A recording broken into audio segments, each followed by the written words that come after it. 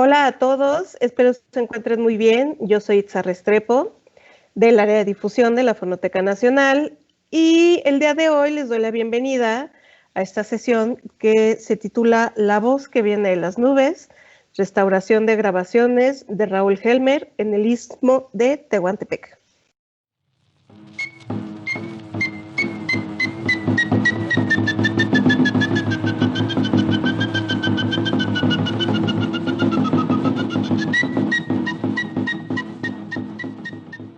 Como una breve introducción, les cuento que durante 1952 Helmer realizó un registro de la música popular zapoteca del pueblo de Vinizá.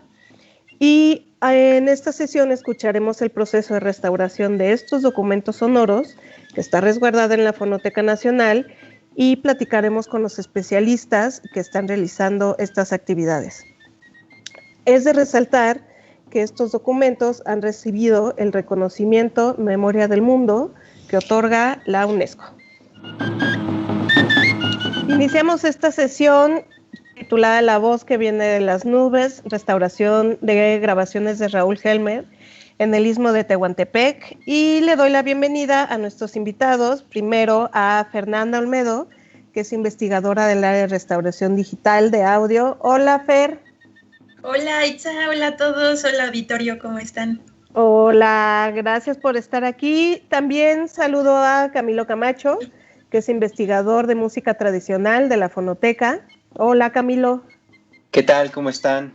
Muchas gracias por la invitación y bueno, aquí estamos. Al contrario, gracias por estar aquí con nosotros. Y finalmente a Julio Delgado, que es encargado del Departamento de Restauración Digital de Audio de la Fonoteca Nacional. Hola, Julio.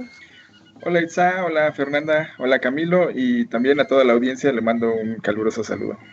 Muchas gracias a todos por estar aquí. Estamos muy contentos por tenerlos y platicar de este tema que es súper interesante. Camilo, iniciamos contigo. ¿Nos puedes contar quién fue Raúl Helmer y por qué es tan importante para la etnomusicología en México? Claro, mira, Raúl Helmer, ¿no? Su nombre completo era Joseph Raúl Helmer Piham. Y bueno, digamos, entre los cuates o aquí en el ambiente se conoció como Raúl Helmer, ¿no? Ajá. Él es un investigador músico, ¿no? Nacido en Filadelfia, Pensilvania, el 27 de octubre de 1913. Llega a la Ciudad de México en 1946 por una beca que le otorgó la Sociedad Filosófica de América. Originalmente su beca era por 2 meses y bueno, se quedó aquí hasta que falleció, ¿no? Uh-huh. Él mismo cuenta que por la fascinación que le causó el interactuar y el conocer la música mexicana, en esos 2 meses fue suficiente para que decidiera hacer de la investigación de las culturas musicales de México su proyecto de vida. Él va a estar un año después de su llegada, en 1947, va a estar trabajando como investigador en la sección de música en el recién creado Instituto Nacional de Bellas Artes, ¿no? Uh-huh. Desde ahí hasta 1965, es decir, 18 años en los cuales hizo miles de grabaciones, fundó el archivo de folclore y la sección de grabaciones de esta institución, ¿no? O sea, es decir, eso es parte del trabajo que le debemos nosotros los etnomusicólogos a Helmer, ¿no? Que le tenemos que reconocer. Pero no solo eso, también hizo una labor muy intensa en la difusión de la música que investigó, ¿no? O sea, hizo alrededor de 95, 96 programas en radio, ¿no? Difundiendo parte de estas grabaciones que él realizó, pero no solo las difundía, sino daba todo este contexto social, musicológico, ¿no? de lo que él reflexionaba con respecto a estas grabaciones, ¿no?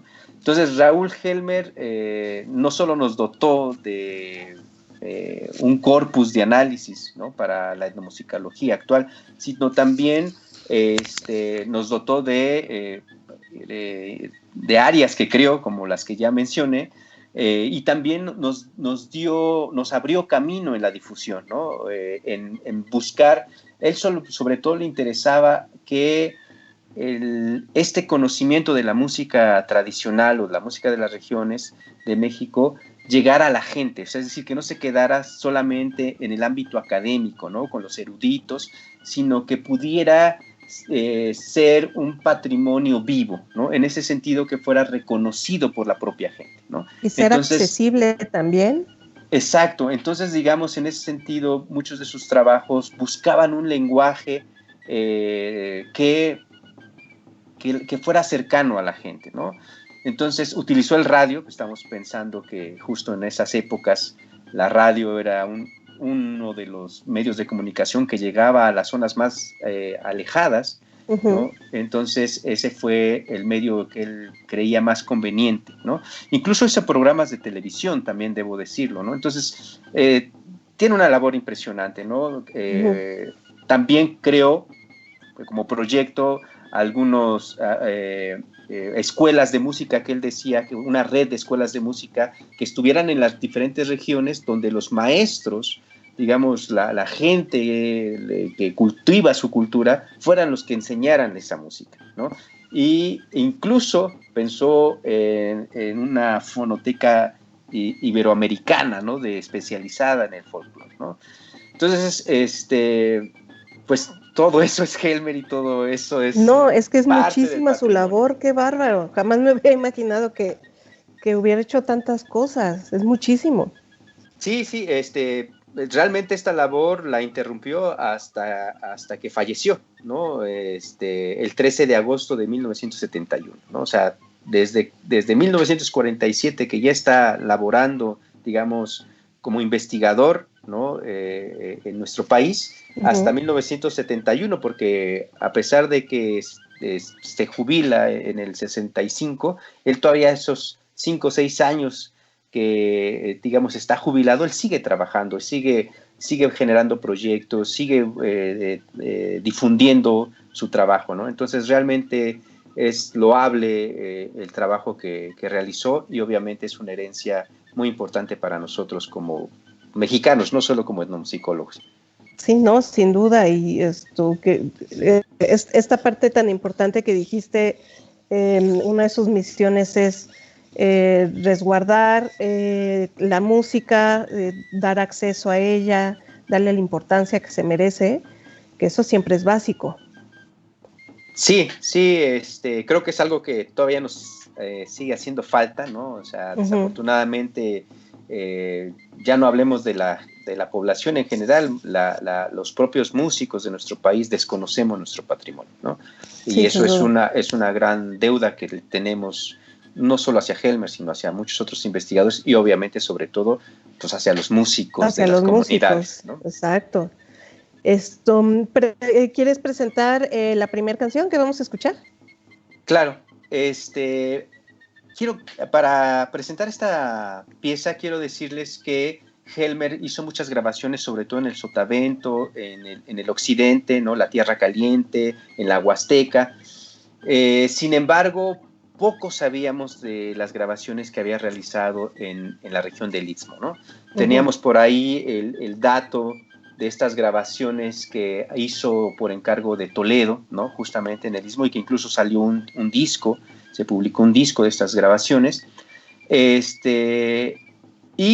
pero poco sabíamos de qué había hecho en la región, qué otras cosas había hecho en la región del Istmo. Afortunadamente, en el acervo de la fonoteca, pues encontramos estas grabaciones, ¿no? Que son muy importantes porque por la fecha de las grabaciones que realizó, pues anteceden a estas otras grabaciones que hizo con Toledo, ¿no? Y logró además grabar a músicos importantes de la región, ¿no? Que ya Fer les comentará al respecto, ¿no? Pero bueno, la pieza que vamos a escuchar es justamente de estas grabaciones de 1952, si no me equivoco, si no, Fer me corrige. Y vamos a escuchar una pieza interpretada por Eustaquio Jiménez, ¿no? Quien toca la guitarra y canta en zapoteco, ¿no?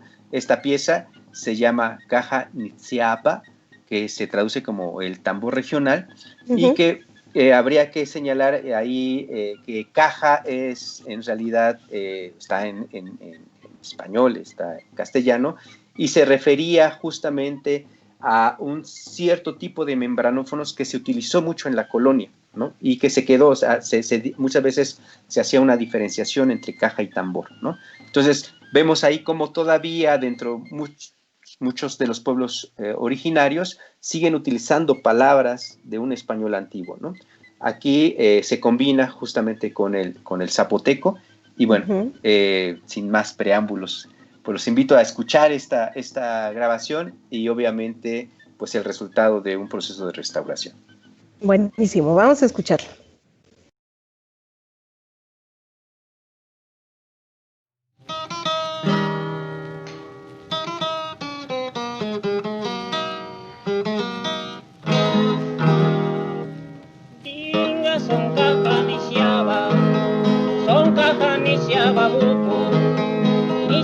Buku niraka, rara kashinya pito. Son nirishi jine kaha ne pitu de gere tinabanaro. Dinga son kaha nisiaba buku.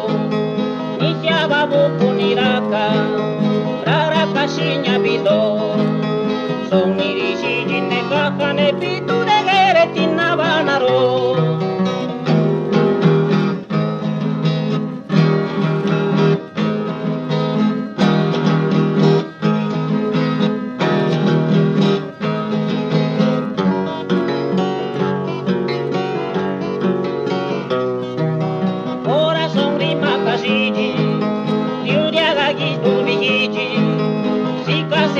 Pagita, Rudini di Giacino, ora che casta le vindi, ma se che ti scopurano Santa Cruz. Ora son rimacasigi, Riudia Gagito Vigici, si cassettiu to pagita, Rudini di Giacino, ora che casta le vindi, ma se che ti scopurano Santa Cruz.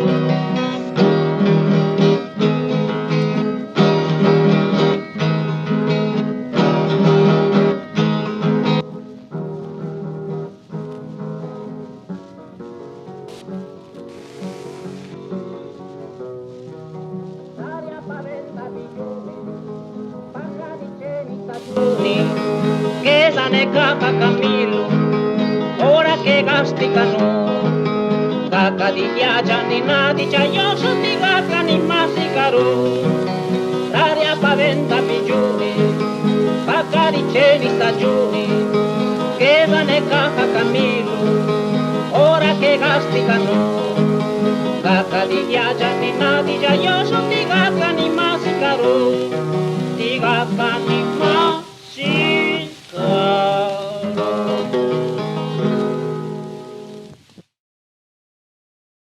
Ahora vamos a hablar con Fernanda Olmedo, que es investigadora del área de restauración digital de audio. Fer, hola. ¿Nos puedes, por favor, decir o platicar sobre la investigación para la restauración de estos audios? Hola Itza, hola a todos. Sí, claro, antes que nada me gustaría primero hablar un poco brevemente de lo que acabamos de escuchar. Como ya nos platicó un poquito Camilo, se trata de un son tradicional istmeño en zapoteco llamado Caja Nisiaba, traducido justamente como el tambor regional, y esta pieza fue compuesta e interpretada por Eustaquio Jiménez Girón, mejor conocido en su tierra como Taquionigui, y bautizado con el seudónimo de el Portalira Zapoteca. Eustaquio fue originario de Juchitán de Zaragoza y entre muchas de sus virtudes se encontraban no solo ser músico, sino también lingüista y poeta. Él fue uno de los más grandes y reconocidos compositores de su época, sobre todo de la canción bilingüe, es decir, en una sola canción se incluían tanto el zapoteco como el español, y él mismo realizaba realizaba traducciones textuales de sus canciones. Esto hace que se mantenga el significado en ambas lenguas, ¿no? Por otro lado, valdría la pena mencionar que en casi todas las grabaciones, sobre todo de este combo que restauramos, él apareció, Eustaquio aparece junto con otro compañero que se llamaba Maurilio López Guerra. Él es también un gran personaje bastante relevante en el legado musical del Istmo de Tehuantepec. Y al igual que Eustaquio, Maurilio fue un cantante y compositor juchiteco que formó parte del legendario trío Xavicende. Este fue muy conocido en su época y que tiene bastante relevancia, dado que este trío se dio a la tarea de continuar con la interpretación del son en zapoteco.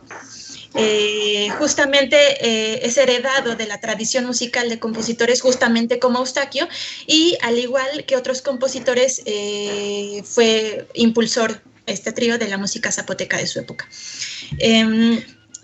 Bueno, ahora regresando a Eustaquio.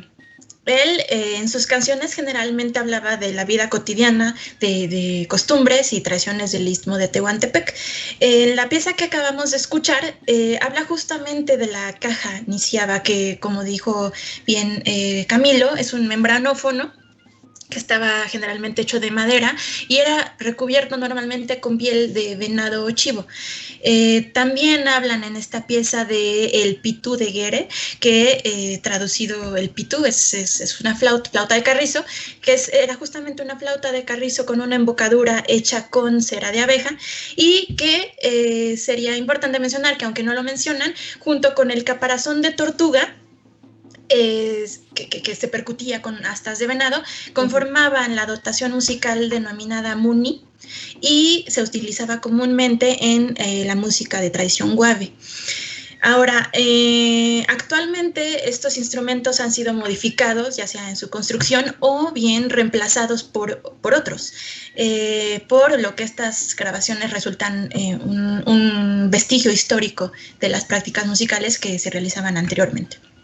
Entonces, bueno, una vez presentado un poco el tema que acabamos de escuchar, voy a hablar un poquito sobre el proceso de investigación para la restauración. Algo que es fundamental en el proceso de investigación para la restauración de estos audios fue, por un lado, la identificación del contexto en el que fueron realizados, así como la mayor cantidad de información que se pudiera obtener sobre estas grabaciones. Por ejemplo, información misma de estos intérpretes y de los instrumentos utilizados. Y por otro, identificar la tecnología con la que fueron realizadas estas grabaciones, es decir, todos los elementos tecnológicos que intervinieron en su realización. En este caso, el conjunto de piezas que restauramos en este proyecto forman parte de una sesión de grabación de campo que constó de 2 días y que fue realizada durante agosto de 1952 en el Istmo. Es decir, fueron grabaciones realizadas in situ, con equipo portátil de grabación, utilizando como soportes discos de acetato, o mejor llamados discos de corte directo, es decir, eran discos vírgenes planos, que en el momento en que se realizaba la grabación, era el momento en que se realizaban justamente estos surcos. Es importante mencionar que Helmer fue uno de los pioneros justamente en realizar este tipo de grabaciones, primero en discos de acetato y que después pasaba a cintas magnetofónicas.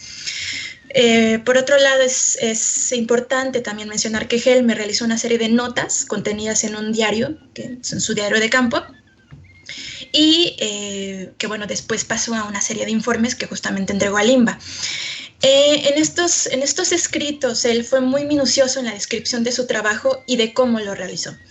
Entonces, gracias a estos escritos tenemos información muy importante para poder entender justamente estas músicas y el contexto en que fueron generadas. Pero también podemos saber, por ejemplo, exactamente qué elementos utilizaba o de los cuales se valía para realizar estas grabaciones.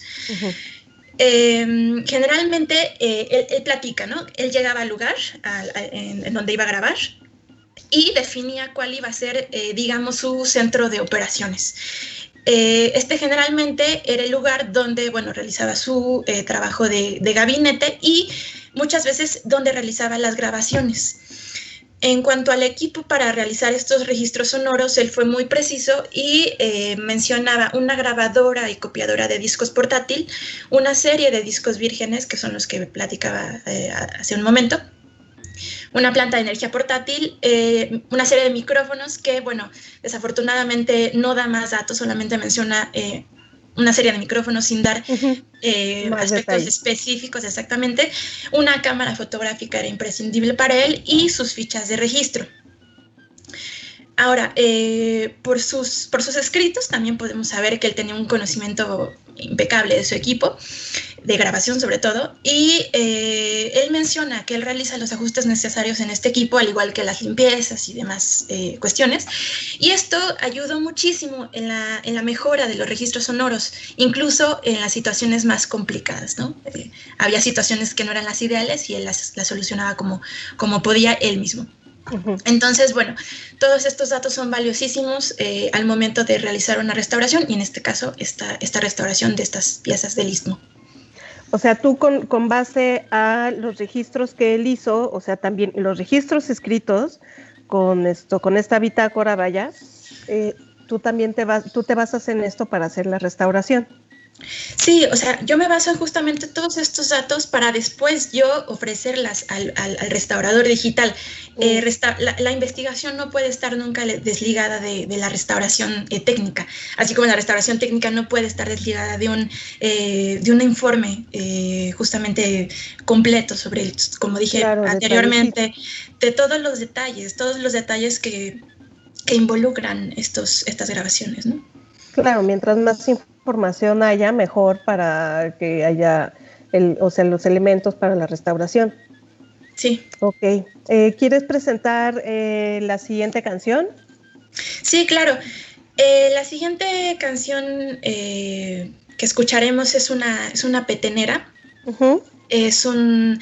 En este caso también es interpretada por Eustaquio Jiménez Girón en la voz y la guitarra sexta, y Maurilio López Guerra, su compañero de andanzas, en la voz también y guitarra sexta. Y aquí me gustaría invitar a Camilo a que hable un poco más sobre lo que fue la petenera en general en México. Sí, la petenera, y también si nos pueden platicar un poquito qué es una guitarra sexta. Claro, es algo bien importante. Nada más, seguramente Camilo lo va a comentar. Se habrán dado cuenta que hay un sonido metálico. O sea, una guitarra sexta en este caso no era una guitarra con cuerdas de nylon, sino que se le fueron adaptadas cuerdas de metal. Es por eso que hay este ruido metálico. Okay. No ruido, sino sonido. Este sonido metálico. Ok. Camilo, ¿nos dices? Claro, bueno, el ejemplo que vamos a escuchar es muy interesante porque es parte de estos registros que deja Helmer, que nos remiten a géneros musicales, bueno, podríamos señalarlo, o a formas musicales que se distinguían del repertorio que comúnmente conocemos como sones, ¿no? Entonces,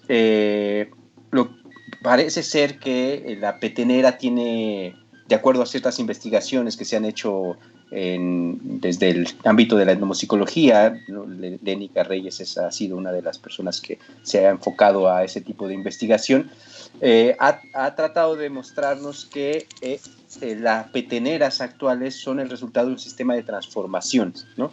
Y que mantienen una cierta identidad, ya sea por algún rasgo que puede ser la altura, o puede ser una secuencia armónica, ¿no? O puede ser la temática también en la cual se trata, ¿no? Okay. Entonces, digamos que esta petenera que vamos a escuchar forma parte de ese corpus, o es parte de ese resultado de sistema de transformaciones no solo entre diferentes peteneras, ¿no? O sea, la petenera española o las peteneras mexicanas, sino incluso, yo diría, entre diferentes formas o repertorios que se tocaron en el siglo XIX, ¿no? Okay. En nuestro país. ¿Qué podemos decir? Bueno, dentro de las características de las peteneras, generalmente están en modo menor. Hay, en muchos de los casos, hay un estribillo ¿no? Forma de estribillo que es "Hay soledad", ¿no? Es como casi todos la primer frase, el primer verso de esa copla que tiene la función de estribillo empieza con "Hay soledad", ¿no? Es otra de las características, ¿no? Que va a estar en diferentes, se va a presentar en diferentes petenas en diferentes regiones del país, ¿no? En el caso de la Huasteca es el "Ay, la, la", ¿no? Que parece que muy probablemente ese "Ay, la" fue "Ay, soledad", ¿no? Y que se transformó en, ¿no? Entonces, digamos, va a haber rasgos que, a pesar de que si en la Huasteca se considera un son huasteco y en la Costa Chica se considera una chilena y en la Tierra Caliente un gusto, etcétera, ¿no? Sigue teniendo características que unifica este repertorio y la hace ver como peteneras, ¿no? Okay. Esa es una de las cosas como importante. La otra cosa interesante también es, bueno, la guitarra sexta, que en el Istmo y, bueno, en general en el país se empieza a difundir sobre todo ya en el siglo XX, ¿no? Paracho, que es uno de los centros lauderos importantes, hay documentación que también ciertos colegas o investigadores, amigos que han realizado, han demostrado cómo es entre los años 30, 40, que incluso se cambia no solo los instrumentos que se están construyendo en Paracho, sino también las técnicas de construcción, ¿no? Y con eso, pues, la concepción misma de lo que implica la construcción. Y justamente es la guitarra sexta la que entra a transformar también esa visión incluso de las medidas, ¿no? De cómo se medía, ¿no? Y es muy interesante porque, digamos, en los años 30, 40, que empieza todo este boom en las zonas urbanas, de estos géneros que están llegando del Caribe, entre unos de ellos, no solo el danzón, sino también los boleros, por ejemplo, ¿no? El bolero romántico y todo esto, va a influir muy fuerte en varias de las regiones de nuestro país, ¿no? Entonces, muchos de los repertorios, digamos, tradicionales se van a empezar a interpretar, ya sea con el trío romántico que conocemos, bolero, o con las guitarras o el requinto, ¿no? Y no va a ser la excepción el Istmo, ¿no? Lo interesante, como bien señalaba Fer, es que en muchas de las regiones se les empiezan a meter cuerdas de metal, porque hay una herencia de ciertos instrumentos de cuerda, como la guitarra séptima o como el bajo quinto, que utilizaban cuerdas de metal y que, digamos, antecedieron a estas guitarras sextas, ¿no? Entonces es muy probable que retomaran este instrumento, pero que quisieran recuperar esta sonoridad que tenían las guitarras séptimas o los bajo quintos u otros instrumentos como jaranas, que también llegaron a tener cuerdas de metal, ¿no? Y quitándole las cuerdas de nylon y poniéndoles de metal. Digamos, los instrumentos también sufrían adaptaciones, ¿no? De acuerdo a una estética sonora que tenían los músicos, ¿no? Y pues lo que vamos a escuchar es parte de ese resultado de hibridación entre lo que el músico quiere escuchar, las modas que están, y estos géneros que vienen también de procesos de transformación muy interesantes, ¿no? Claro, esa evolución. Pero, a ver, entonces, para los que somos un poco o muy nuevos en este tema, en resumidas cuentas, ¿qué es una guitarra sexta? Una guitarra sexta es un cordófono de punteado, ¿no? O rasgueado, ¿no? Hay diferentes técnicas de ejecución, ¿no? de este instrumento. Generalmente se utilizan las dos, ¿no? El rasgueo y el punteo. Son 6 cuerdas, ¿no? Viene de una familia, es decir, también la guitarra sexta es el resultado de un sistema de transformaciones, ¿no? O sea, es guitarra sexta porque tiene 6 cuerdas. Porque tiene 6 cuerdas, pero no solo por las 6 cuerdas, sino también por la caja. O sea, la caja de la guitarra sexta se va a diferenciar de las guitarras séptimas, por ejemplo. Y la guitarra séptima tiene otra caja y tiene 7 cuerdas. Tiene cuerdas dobles, y tiene 7 órdenes de cuerdas, ¿no? 3 sencillas y el resto son cuerdas dobles, ¿no? Pero, por ejemplo, tenemos el bajo quinto, el bajo sexto, tenemos guitarras, la guitarra barroca española, las guitarras renacentistas, que sí, cada una tiene su característica. Claro. Sí, me pareció importante mencionar cuál era la sexta, porque eso se menciona mucho en los registros que nosotros tenemos en la fonoteca. Sí, podemos decir que la guitarra sexta es la más común en la actualidad, ¿no? Es la que la mayoría de la gente conoce. Sin embargo, habría que hacer una diferenciación en el sentido de que hay guitarras sextas de concierto, ¿no? Y hay guitarras sextas de los señores que tocan en el metro, y las dos son guitarras sextas, pero si uno ya analiza a profundidad, pues sí son dos instrumentos distintos, ¿no? Pero digamos, la guitarra sexta es la más común, la que sacamos en las fiestas para cantar las mañanitas. Esa es la guitarra sexta. Entonces vamos a escuchar la siguiente canción. ¿Cuál es? El son tradicional istmeño de la petenera, interpretada por Eustaquio Jiménez Girón en la voz y el requinto, y Maurilio López Guerra en la voz y la guitarra sexta. Buenísimo, vamos a escucharla.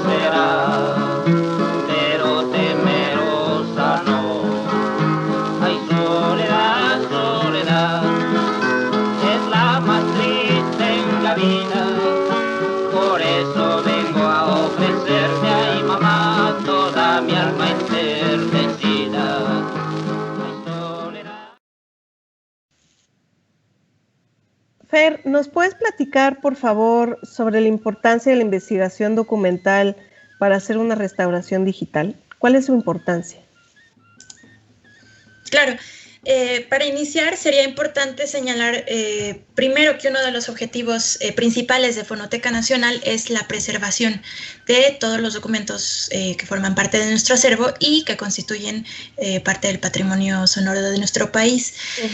En este sentido, la restauración que hacemos aquí tiene como objetivo la recuperación de ciertas características que se han perdido con el paso del tiempo, ya sea por deterioro o alguna otra circunstancia.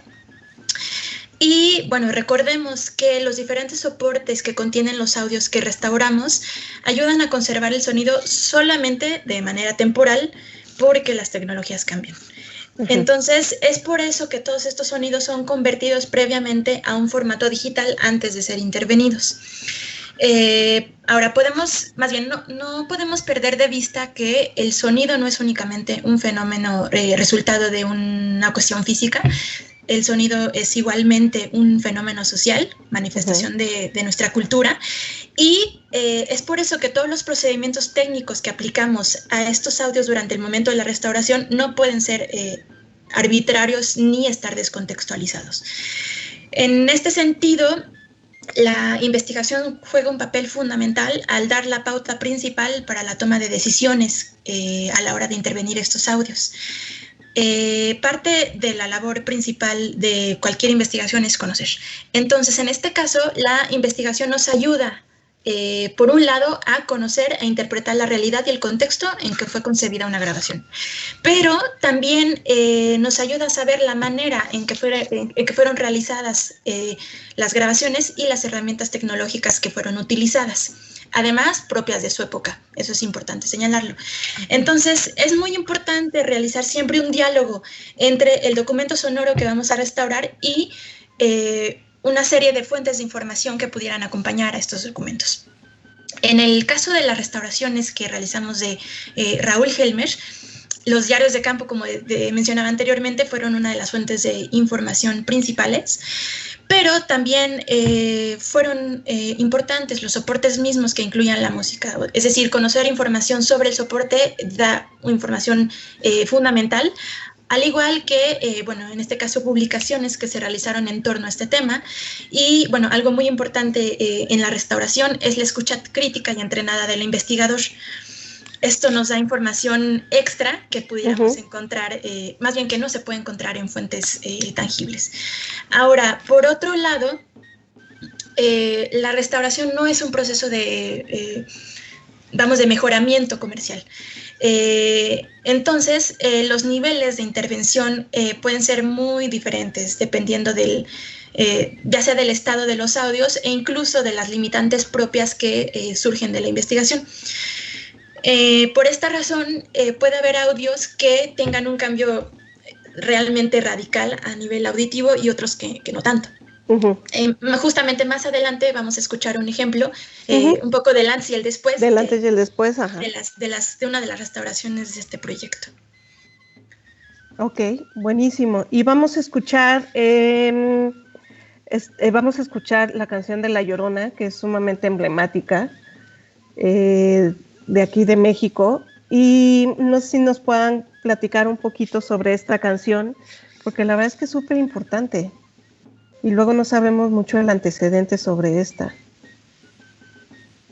Para iniciar un poco, nada más es importante mencionar que específicamente en esta versión no pudimos identificar a los intérpretes que intervienen, pero como tú dices, es una de las piezas más emblemáticas de nuestra identidad nacional, ¿no? Exacto. Bueno, sin duda, como bien dice Itza, esta es una pieza representativa del mexicano, no solo del istmeño, ¿no? Hay una gran variedad de arreglos, interpretaciones, tanto de artistas, músicos, cantantes nacionales como internacionales, ¿no? Quizás la más conocida sea la interpretación de Chabela Vargas, pero de ahí tenemos un sinfín de interpretaciones de esta pieza. Yo quisiera resaltar de esta grabación que está cantada en zapoteco y que existe, digamos, un poquito ahí la discusión de si la versión original se hizo en español y que muy tarde después hizo una versión en zapoteco, pero aquí Helmer pues lo que nos está señalando es que pues por lo menos desde mediados del siglo ya había una versión en zapoteco, ¿no? Eso es interesante. Entonces hace de este ejemplo también una verdadera joya, además por la interpretación tan padre, ¿no? que es una versión más distinta. Una versión, sí, claro. Distinta a las que estamos acostumbrados, pero justo, ¿no? Hecha por gente de ahí, de la región, ¿no? Es una canción maravillosa. Entonces, pues disfrutémosla. Sí, vamos a escucharla.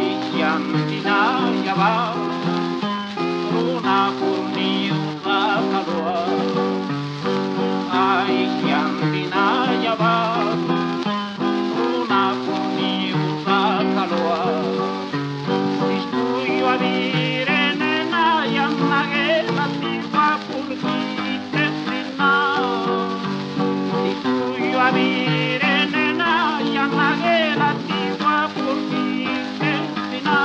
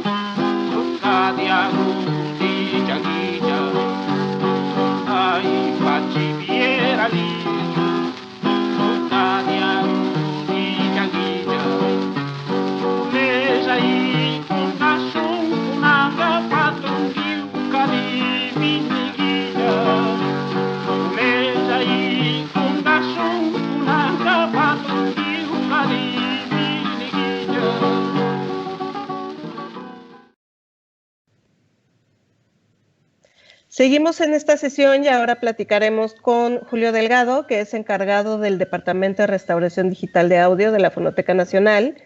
Oye, ¿cómo se traduce la investigación en procesos técnicos? Bueno, como bien mencionaba Fernanda, la investigación nos pone un marco, ¿sí? Normalmente cuando hablamos de restauración, nos remite a cosas tangibles, ¿no?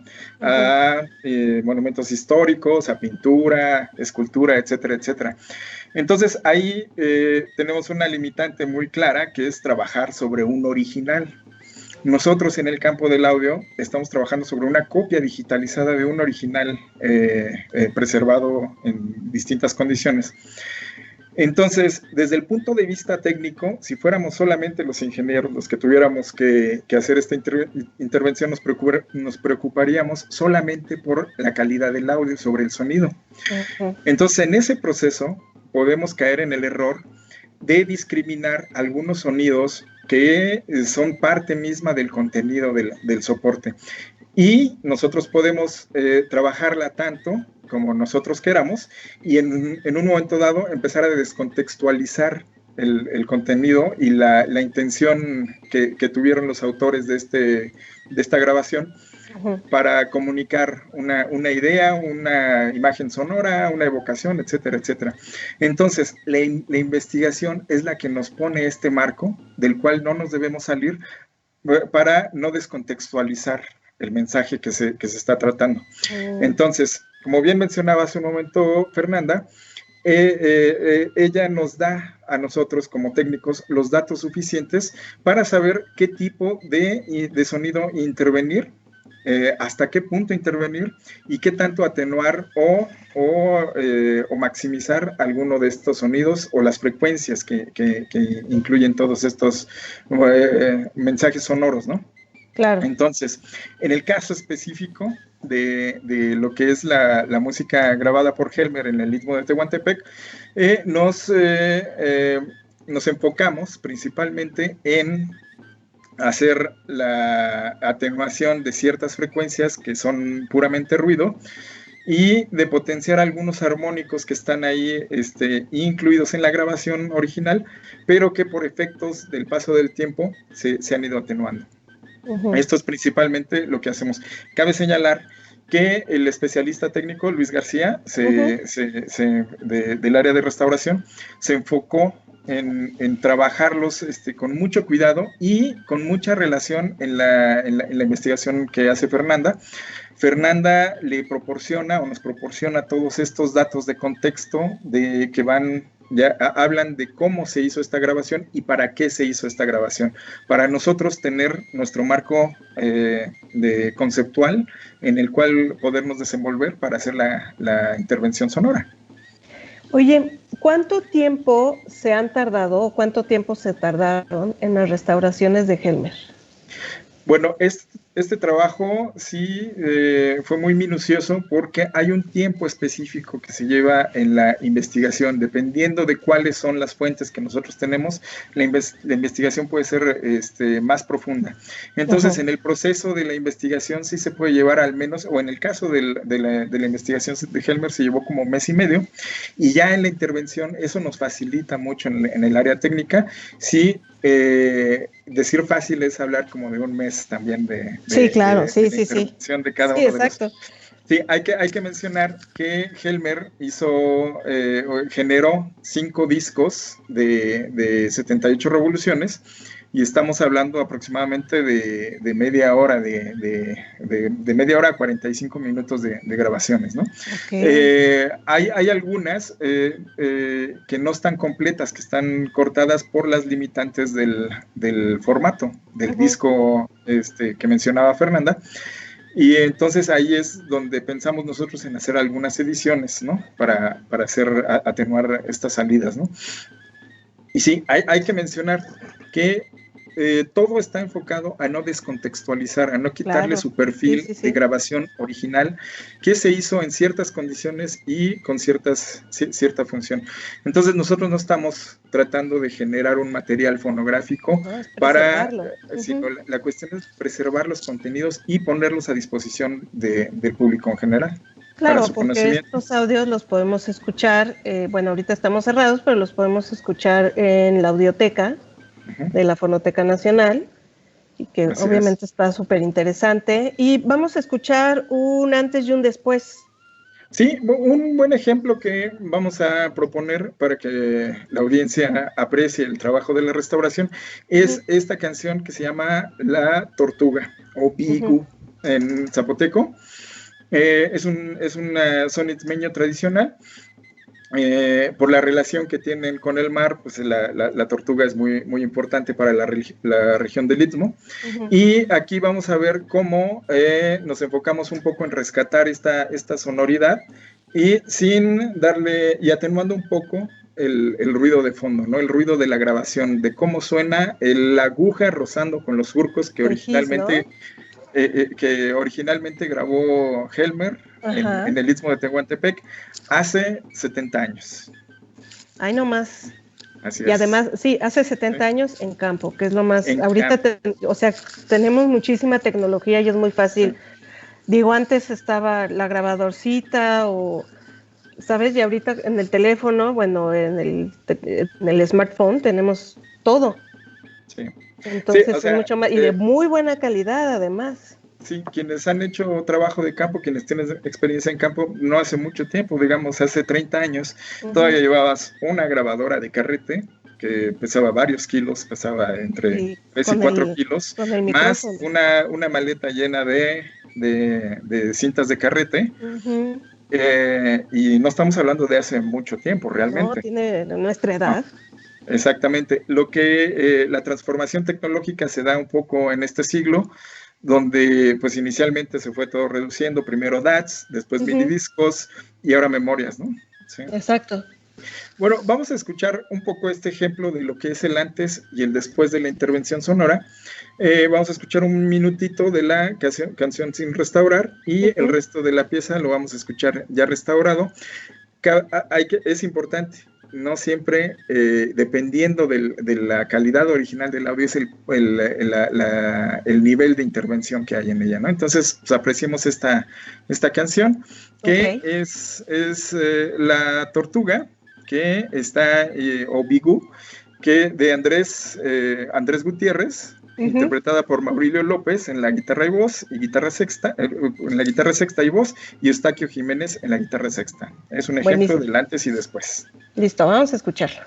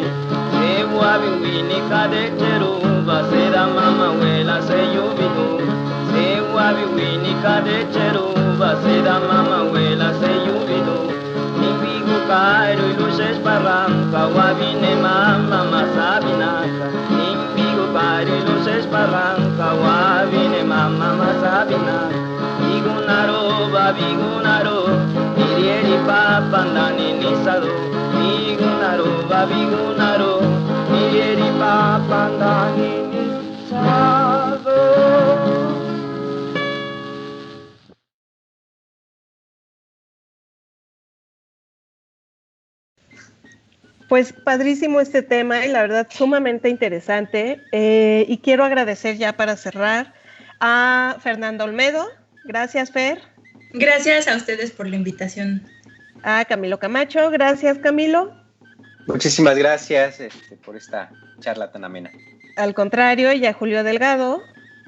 Pues muchas gracias, Itza, Fernanda, Camilo, a toda la audiencia, y hacer un reconocimiento a Luis García, nuestro restaurador digital, que fue quien hizo la intervención a todas las piezas de este proyecto, y pues invitarlos a que escuchen el patrimonio restaurado de la Fonoteca Nacional. Y sobre todo quiero agradecer a ustedes que estuvieron con nosotros en esta sesión, y también los quiero invitar a que sigan la programación de Fonoteca desde casa, y que nos sigan en nuestras redes sociales para más actividades que tenemos para ustedes. Hasta luego.